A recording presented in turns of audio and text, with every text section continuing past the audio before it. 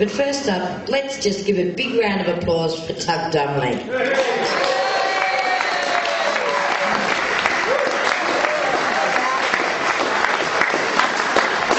Thank you, Gail. I think normally before a performance, I think 3 glasses of wine is advisable, but I wasn't expecting to do anything, so I had my 6. And but anyway, I'll give it an attempt. This is, I think I will do a little poem on the art world. It's a poem called "The Dog with a Golden Arse." I had a dog named Darley, a bastard bag of bones, a smelly, slobbering, molting, mobile, fleary time at home.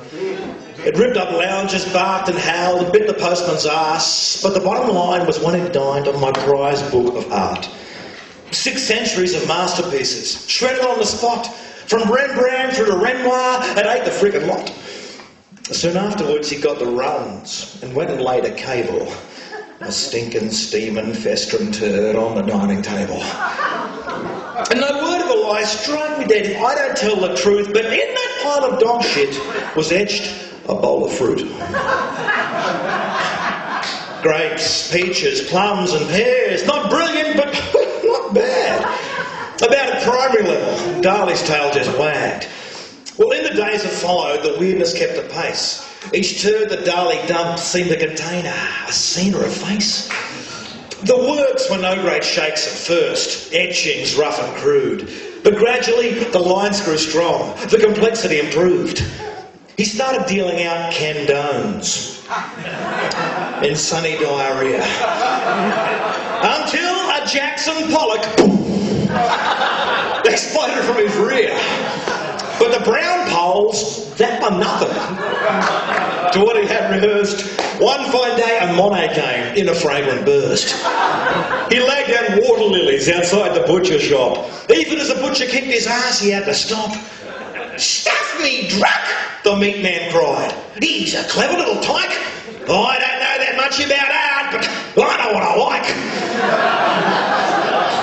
The dog's a friggin' genius with talent, true and class. Mark my words, these are turds from a dog with a golden arse. Well, word got round about the hound with the golden arse, and agents flocked from everywhere to ascertain his class. Crapping for the camera as he shat a melting watch, followed by a burning giraffe in Vindaloo spots. 12 turds exact in shape and size saw him on a roll when the crowd exclaimed as one, "My God, he's done a warhole." The critics all adored him. His depth and range were myriad, from pooey pointillism to a painful pubis period. But then one day his art dried up when instead of a tiger or bird, Darley did what appeared to be just an ordinary turd. And yet the frenzy didn't abate. In fact, the critics came to rate this as a statement of a major genius, renouncing his past to boldly embrace a new phase of dogism. Huddling around each fresh deposit, they'd say, "Surely this act of primitivism speaks of a quest for redemption in an essentially amoral void. It is the work of an auteur, shattering, as with an anvil, the fractured singularity of the schismic leitmotif of the fantastic zeitgeist. A viciously satirical skewering of the materialistic squalor at the heart of art's existential naturals. Don't you see? The art in the beast in the art, wheels within wheels, Russian dolls, Freud's penis, pick up the washing, pay the phone bill, eggs, milk, bread, cheese, oh shit! That's my shopping list. But what I'm trying to say is this is genius, sheer genius. Surely you would have to agree. And I'd look at them, look at the turd and say, actually, no mate, it looks like shit to me. Well, to walk the streets soon grew too hard, so I kept Darley in the yard. But the art world started crowding the fence, in numbers growing and immense, until I cracked and said, "Okay, would you like to see some art?" "Yes, yes," they cried, "bring us the master, his work's so glad in the heart." So I pointed out one of Darley's turds glistening in the sun and said, "Watch this artwork carefully. I call it hit and run."